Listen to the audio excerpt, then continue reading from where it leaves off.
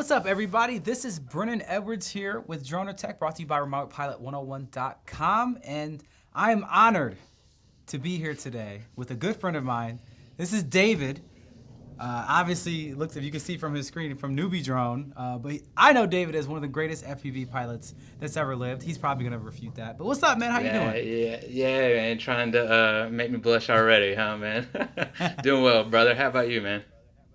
Bro, all is well. Man, I'm really excited to talk to you because FPV is one of the things that I know the least about. Like everybody, I am a Cinematography pilot, but FPV, I've flown some, and I want to just see if you can give us a little bit of perspective about what it is, how to get into it, who you are. We're gonna go through all of it. So let's start off. How did you get into like being a drone pilot and doing FPV stuff? How did that happen? It's kind of a weird story a little bit, but you know how everything happens for a reason.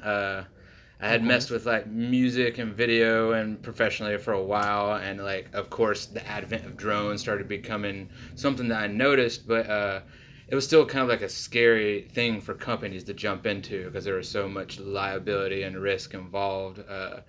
But so I kind of forgot about it once you saw like the first Phantom or whatever, and I was actually working on doing like farming and aquaponics with my father, and we were trying to build some stuff together. And outside we actually we had like a murder of crows that were just we couldn't outsmart them. They were killing tomatoes and corn left and right, and man, we tried everything, and like went around one day sitting around drinking some coffee with my pops. I was like, man, you should get me a drone, and then they won't know how to handle that one. And we just laughed it off, and then few months later in Christmas, he got me a drone and was like, hey, here you go, Merry Christmas, let's get those crows taken care of. And of course I forgot all about the crows when I got my first little toy drone. It was like a Blade 350 or something from Horizon Hobby, something like that. But it wasn't FPV, but it was like my first taste into drones, and it had like a little bitty 720 HD camera on it. So I started getting addicted to it little by little. And then as I was like trying to figure out how to upgrade it, once I started breaking stuff, I ran across a Mr. Steel and Rotor Riot video, and then mine exploded. I forgot This is all possible? about farm. Yeah. And it was like a really cool video with like, it was like a music video almost. It was him just like ripping around some mountains, but it was like an amazing song that I'd never heard before, and it was so synced up well with what he was doing, and it just literally blew my mind. I dropped everything that I was doing as far as working on the aquaponic stuff, and I had a lighting production company at the time, so I was really focused on that before, and then I just started really getting into it. And it led me into racing, which got me really addicted. And then Hold on, wait. We gotta story. stop you there. We gotta stop you there for a second. You said led you into racing. So yeah. drone racing is a really big deal now. Like it's on ESPN. Everybody seems to be aware of what it is because once you see it, you can't unsee it. But let's back up a little bit. Let's back up a little bit. Like for those who don't know, what is an FPV drone? Yeah, I waited until you took a drink. I waited until you took a drink to ask the question. So FPV stands for first person view.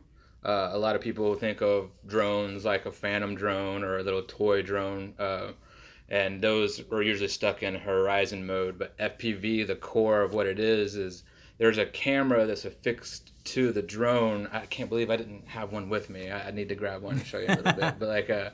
But basically, there's a camera that projects to your goggles, and you wear goggles, and it looks like a VR headset. Goggles, right? Yeah, it looks like a VR headset. I've been around downtown, flying at places, and someone comes up like, "Oh, why are you playing VR in the middle of the street, man? What's going on here?" So it looks just like that. But out of curiosity, could you actually grab one of those drones and goggles really quick? Because so you could just show us what you're talking about. Is that a possibility? Yeah. Hold on a second.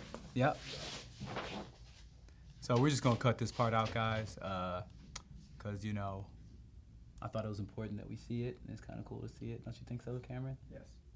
We're just gonna cut this. We're gonna cut this part out right here. Yeah, it'll be cut out. Don't worry. What you say? So it'll be cut out. Don't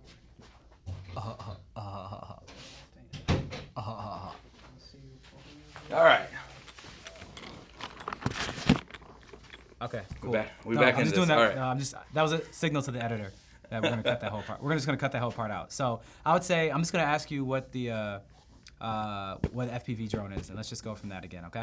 All right, that sounds great. All right. So you're talking about racing, but let's back up a little bit because I actually want to know, like, for those who don't know, what is an FPV drone? Well, FPV stands for first person view. And most people think of a drone just like a normal aerial photography drone, you know, a Phantom, something like that. It has self-level built into it. And you use it just, you know, it has a little gimbal on the bottom, and that's how you do your thing. But ours are actually like custom built. The first person view. I got one. Okay. Oh, yeah, man.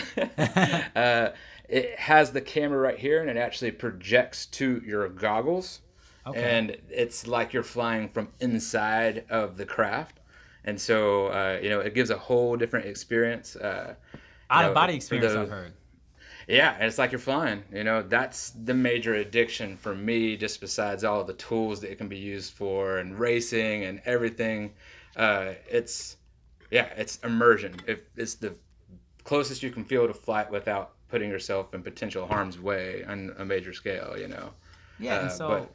And the goggles. Tell me about the goggles. Like, I know everybody likes the idea of virtual reality or whatever, but I know that racing drone goggles are the whole thing. Yeah, this is what sets it apart a little bit as far as FPV. The camera projects a signal, and basically we use these and strap them on, and it's like you're flying from inside of it, man. And for the record, if you ever get to see footage of this man flying, he does the Stevie Wonder trick. You know, he's looking up and he's doing like this while he's flying because he's sitting down. And it's the best. I think it's funny. I know you're over there just like, you can't control, when you're in an out-of-body experience, you can't really control what you're looking like, man. That's just what it is. Yeah, I'm not paying attention to that. I'm somewhere way far away, and then, you know, every time when I'm flying, you're around. Every time I go to land, I see the way I look, and I make fun of myself. But yeah, you do. I'm not even worried about that, man. I'm just worried about flying, and every time it's such a amazing experience in FPV. It's really like therapeutic in a lot of ways too, man. And so it's amazing. So drone racers, all of the drone racers are people that are flying with FPV goggles on. They're flying from that perspective, and they have set up race courses that they're flying. And there's the Drone Racing League. Now, I don't know. Tell me a little bit, like, is in your brief way of saying it, like, what kind of experience do you have with drone racing? So when I started to get into everything, there was no one that flew FPV around me, and I wanted to become better at just flying and knowing everything, because it's very much hand built, and you have to know a lot of different things to get, like, build the craft and get it in the air and flying well. And so I knew having people around me and pushing me to be better is going to make me better. So there's an organization called MultiGP, multigp.com. If you're interested in drone racing, you should check it out, because there's chapters all over the world, and they can help you find people in your area, whether you're into racing or not. And that's where I found this website, and there was someone like 2-3 hours away, but you know, I did go hang out with them, but I wanted something in my backyard, and owning my own lighting production company at that time, I had a little bit of time when I wanted to, and so I made my own chapter. And it's, what is it? If you build it, they will come. So people just started coming, and faster people started coming. I tried to make the most interesting, unique courses possibly could, because that makes more and more people come in and just want to experience the whole thing that's going on. And yeah, man, FPV South is what my chapter was named. We started doing things pretty big. I was doing courses and like race events inside of like an abandoned water park. Well, it wasn't abandoned; it was just closed for a time being, and and that's what drew a lot of people in. A lot of that cool footage. We did some go-kart courses and stuff like that. But yeah, it was more and more people. It just grew and grew. We eventually got Rotor Riot noticed us, and they reached out. And if you go look at Rotor Riot's like most viewed videos, one of them was the roller coaster from like 3 years ago, and that was actually in my hometown, Birmingham, Alabama, at that what is it called, the water park that was closed down. That they let us just kind of do our thing there. And yeah, man, it just became this huge thing, and it kept on getting bigger and bigger. But then I guess the rest is for a different part of the conversation in this, because that's where everything started switching to a career path rather than just something that I woke up and slept to, you know. Yeah. Okay. Well, yeah, let's talk about that because I mean, obviously you have a big logo behind you right now. Yeah, And NewBeeDrone.com, if you don't know who they are. It was about three and a half years ago now where I'm one of my biggest races, the national championship had just taken place. And number fourth was a guy who had started a small company called Race Day Quads, and he is living in a different state, and he was in the Air Force training, and at the time, like, it was his mom was kind of like handling the few orders that they had going on, and he came to my race because he started hearing like really cool things about, you know, what we were doing at FPV South, and he showed up at a race, and I made sure that I was in every heat with him because I didn't get fast people like that caliber around me too much. Yeah. And I beat him every single heat that day, and I could tell he was frustrated with me. He was like, "Man, I don't usually get beat like that. I wasn't expecting to show up to Birmingham and getting stomped like that." And so I became friends with him, and you know, we just kind of knew each other. And when it came time for his was Air Force training was so busy, and his mom got caught up with life.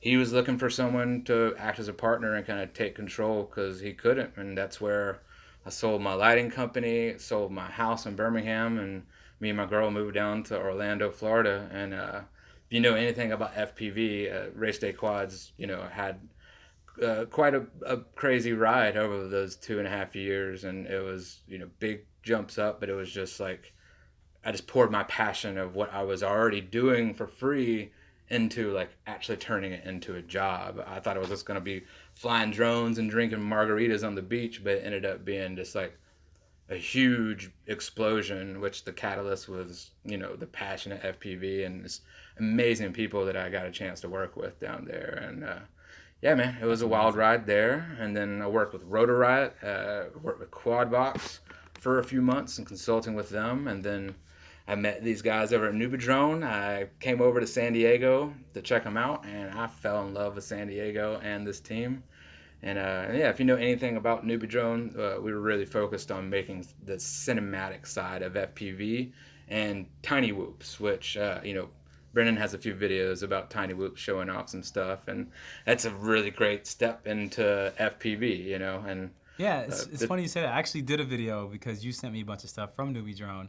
Of one of the tiny whoops that you gave me. You gave me the tiny whoop brushed. And I actually hung out with David this past weekend, and he gave me a brushless one, which I am still excited to fly, that I was actually talking about doing today. I haven't done it yet because I have stuff to buy my controller. I know you're busy. Bro, that. And, well, it's funny. Actually, I'm going to do it. I was going to ask you to do it, but I'm going to tell the story of how we met. Because it's a really good story that is a really telling story for what's happening in the drone cinematography industry right now. And as David just mentioned, is that NewBeeDrone is looking to get into, is working towards being a big part of the cinematic side of FPV flying. And that's a big deal for me because I am a cinematic drone pilot. And so I actually one day got a call from a producer I had done a lot of drone work for before, who asked me if I was available for this day, you know, like kind of thing, and said, hey, you know, this is a different request than what I normally ask you to do.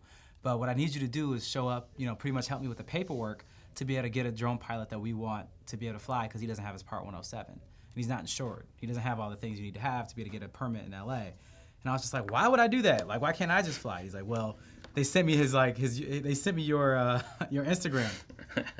Can you fly like this? And I was just like, no, I cannot do that.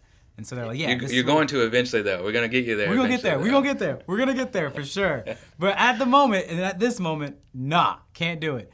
And so I was like, you know what? That's cool. I'll definitely do it. They were going to shoot a music video for Jay Cortez, as a musician, downtown LA. And they needed a professional drone pilot or a Part 107 insured pilot to be able to be on the paperwork as a pilot in command. I agreed to do it. They paid me to do it. And at first I was like, I'm just going to show up and sit there and let him do his thing.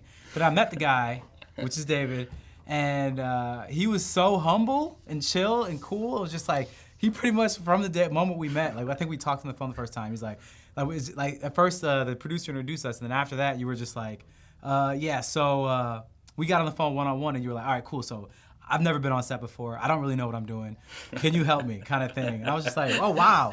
Okay, yeah, man, let's do it. And so, how about I got lucky. I got lucky it was you too, man. Because you helped me out so much. I was thinking about that today. There's no way I could have made that crazy day happen without your help, man. The world hooked me up for sure. But I'm sorry. No, I'm so didn't mean no, to no. interrupt. I was actually gonna say, like, what was your perspective after that point? So we show up to set, and then what happens? You like give us like, a brief, like a brief description of that day, if you don't mind.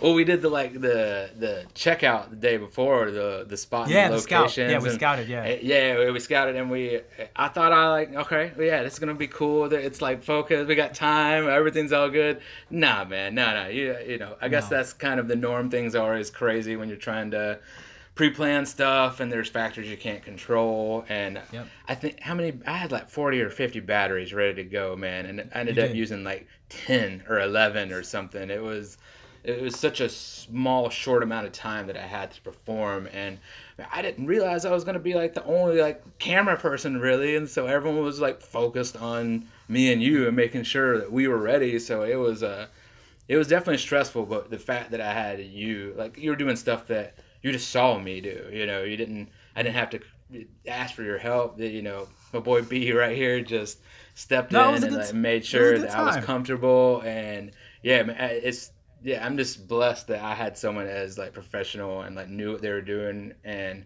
cared enough to like make sure that your boy didn't stress himself out, because it was crazy. It was a Oh, I crazy could have day, just let you man. fall though. Could have let you fall. But no, I mean, that brings up a really good point though. Is that like one of the things is I'm actually working with Remote Pilot 101. I'm going to be going on their cruise with them in October. That's meant for. I'm going to be teaching a seminar. I'm a keynote speaker on this cruise. You can check Ooh, it out at nice. remotepilot101.com and M0A. But I'm going to be On a a cruise? speaker. Wait, on a cruise? Yeah, it's on a cruise ship. You should Okay, come through, okay. man. It's going to be great. Yeah, I'm typing this up right now, real quick. Let me get It's this. in All right, October. all right. Yeah. But so I'm gonna be a keynote speaker, and one of the things I'm actually gonna be talking about is set etiquette. Because a lot of people like the idea of being a professional cinematographer on a drone set and think it's gonna be fun, but they don't realize what you found out that day is that there's a lot of things that if you haven't been on set before, you're not used to what the set protocol is and how to work and who to talk to, especially on a set that ended up being that big, which for you felt big, but that was actually a really small set, to be honest. Oh yeah, I'm sure. Yeah. Yeah. You don't know, you can feel really lost. And also, there's certain etiquette things that you're supposed to do and not do throughout the day that I was really helping David out with. And it's just like, he wants to say yes to everything the director tells him to do. But for me, I'm just like, tell me, can you actually do that? Is it safe? And you're just like, I don't know. And I was just like, no, just, and then I'll turn to the director and say, no, we're not going to do that. I'm not going to allow that. I'm the pilot in command. And then David was just like, oh my God, thank you. And But with just even the safety factor too, there was some things that like he didn't understand what my tool was, and he was so Yeah. used to what your kind of crafts are that Yep. there was that confusion. And of course, I'm like green. I'm just so nervous on what's going on. Yeah, I'm he's like, focused on just flying and do the stupid dumb things that they want me to do. But yeah. like, yeah, you brought his expectations to a realistic level, so me and him could also like be on the same page too. And Yeah. that was, it's really helpful. Just like this weekend we were flying, when like I'd see a spot or I'd be kind of out of ideas, having that third party that will tell you like what they could see out of it really helps. And Oh, yeah. so if you're not communicating with that person, or they don't know exactly how your tool is used, it can be like a very big case of just spinning tires for time that you don't have. So yeah, Man. man. That is some of the realest advice that you can give in general for drone stuff, is that a lot of people, when they have an idea of what their expectation is, of what they want when they get a drone pilot on set, and setting that expectation is one of the most important things you can do, is saying like, look, safety is going to be first, story is second. And so, if you understand that and say, look, here's what is actually possible, like, no, I cannot have the drone this close to your talent's face for the shot before you, like, so that's not going to happen. But what can happen is this and this, being flexible and being able to work with what it is that they want. Which brings me into, oh, go ahead, I'm sorry. And the last thing about that was, if you remember during the day at the end of that final shoot where all three guys were there, the one guy kept on like trying to like get in that angle at the camera, and it scared me because I was on a 5-inch craft with with no ducks on it. So here's this, multinational, worldwide, Grammy-winning artist that like I got my craft flying next to, and he didn't understand the danger of it. And the guy, the director was like, yeah, get closer. You need to get closer. And I was safety, man. It's always safety first. Yeah, you But, gotta keep them back. Yeah, I remember that.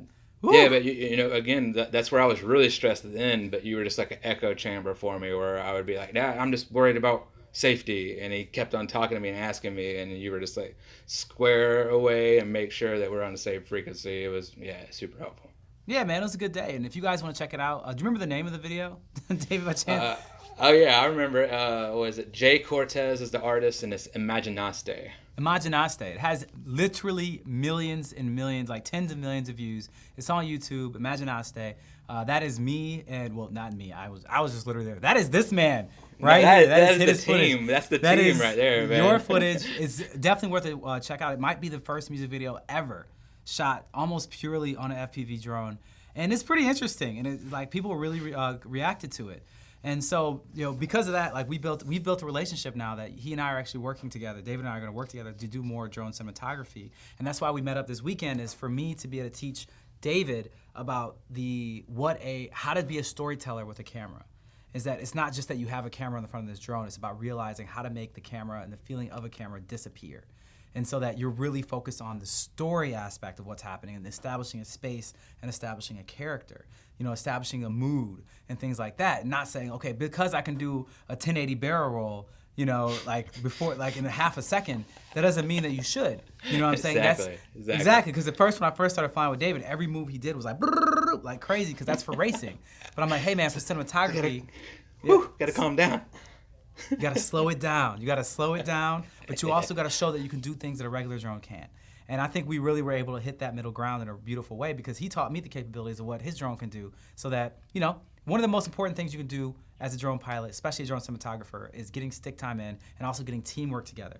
And so this weekend I also taught him a lot about camera drones, how to fly an Inspire 2, how to fly an Inspire 1, how to fly a Mavic. He flew all those for the first time this past weekend, right? The I2 was wild too, man. I've been thinking about that ever since. It was, you know, it's super interesting to be able just to only do the camera, you know, because with FPV drones, you're locked into that right there. There is no gimbal that really controls that. So it's like you got to line up the GoPro or whatever HD camera you have with your FPV camera, and that's that. But the I2, where it's that, and then it's got a gimbal that can spin all around. This is blowing my mind so much, man.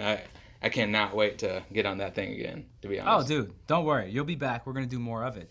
And so I think we've gotten a lot of good gems here, but I really want to leave everybody with something that's like, we've given a lot of good nuggets, but one of the biggest questions I'm sure you get all the time, and one of the first questions I asked you after I saw you do all the amazing things you did on that music video set is, if I was interested in learning about being involved with FPV flying, what could I do? How do I get started?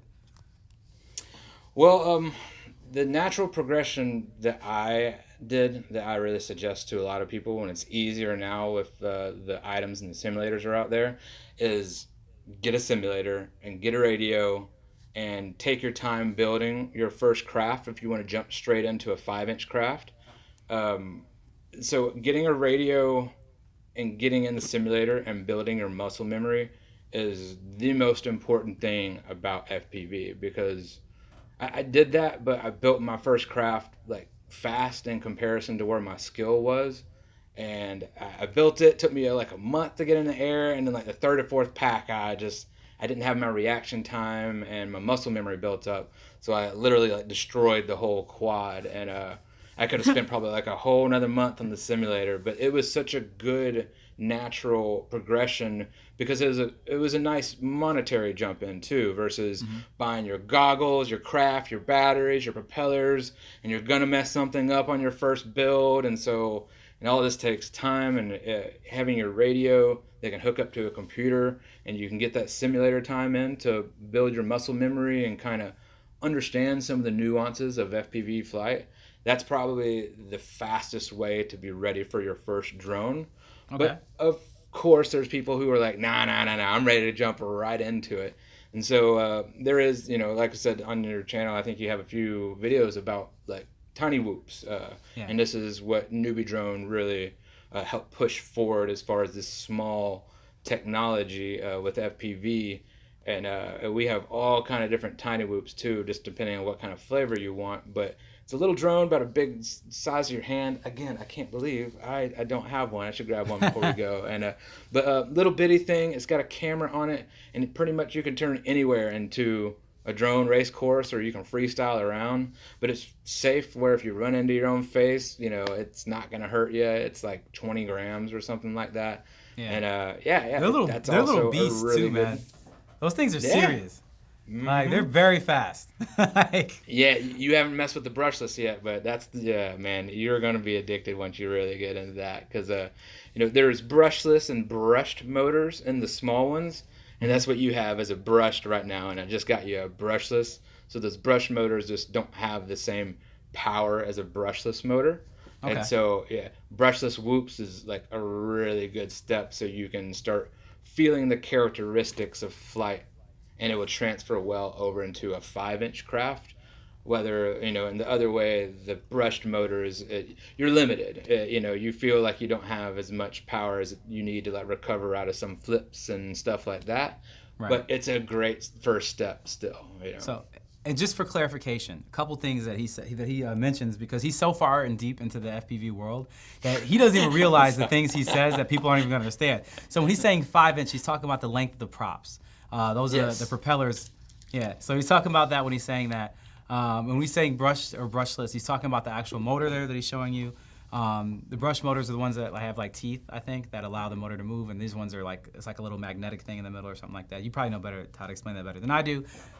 I'm sorry. Pretty much all the DJI. I didn't hear that last part. You broke up right there. All I heard was the brushless motors and the magnets. I was saying the brushless motors are the ones, if you fly cinematic drones, are the ones you're used to seeing. Because they are the ones that they have like a space between the middle of the motor and then where the actual thing is. It looks like little magnetic coils wrapped around. So it uses magnetism. It charges like the magnetism to spin up the props. And that's probably the most common type of drone motor you're going to see on almost all of them. But the cheaper you go, the closer you're going to get to the brushed motors, because those are the cheaper ones. But that's just how it is. You pay for quality. But yeah, man. Well, honestly, is there anything else you want to talk about? Because honestly, I feel like we've dropped so much knowledge right now that I think we're good. I think everybody's gonna be really good. Oh wait, I know. I have a question for you. Tell us, how do you get a drone simulator? Like, what is the name of it, and how? Okay, that's a really good question. NewBeeDrone, we have something called a B-mote, which is just a little bitty remote, and it's handheld, really small, and that can hook this simulator, or you can get a remote that is like something like a Jumper T16 or a T18, something that you can spend like $150 to $200 and get the remote that's going to carry with you all the way up in FPV. Yep. But the biggest simulators are called, Velocidrone is probably my favorite. It's been around for a long time, and that's where I put all of my stick time in. Another one is Liftoff. And there's actually been a few more that have popped up here recently. It's crazy how these developers are actually spending time and just making, simulators left and right. One got released the other day, and he made a video game that was supposed to be like this MMO. So he made this crazy fantasy world, but I think the project got abandoned. So he just turned those worlds into an FPV simulator, and it's free on Steam right now. I can't remember what the name is at the top That's of my amazing. Head, but I watched my buddy fly yesterday, and he's like diving these like angel statues, and there's all this magic stuff flying around. It was really weird, actually, but it's cool. That's really kind of cool. Awesome.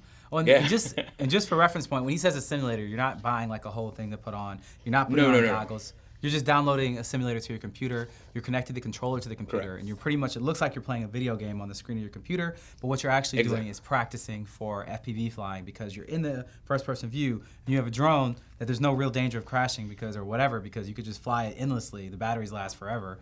You could just keep flying as long as you want, and you can get crazy amount of stick time and reaction time from doing that. Unlike, even if you had unlimited FPV drones available to you, there's no way you can get that level of stick time from an in-person drone. Just can't do it.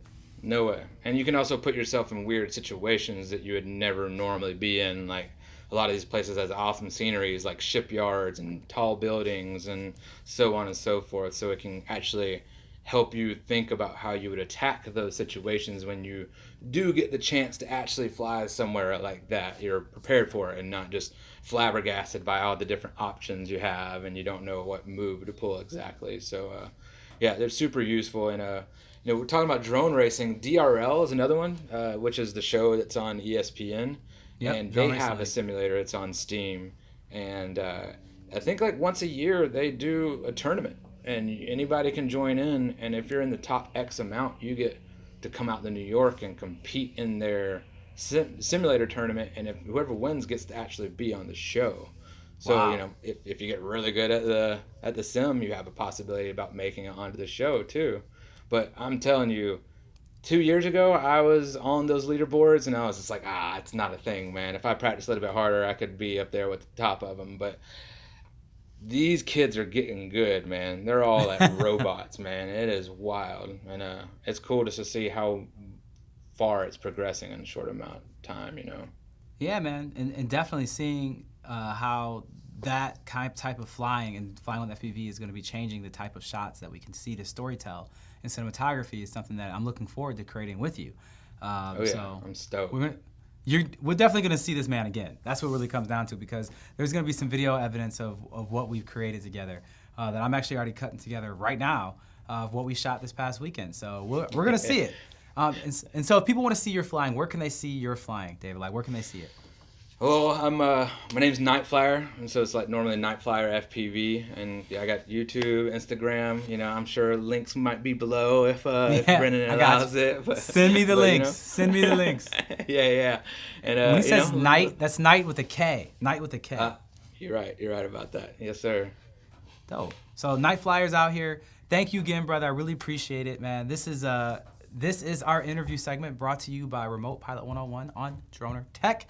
Out here with David, Doc, one of the dopest FPV pilots and future dope FPV cinematographer in the world. Technically, you already are. You already are. Dopest FPV cinematographer in the world. I'm going to say it. But thanks, man. I appreciate you being here, man. And Nah, man, I appreciate you, brother. All right, bro. I'll see you soon. See ya. Thank you.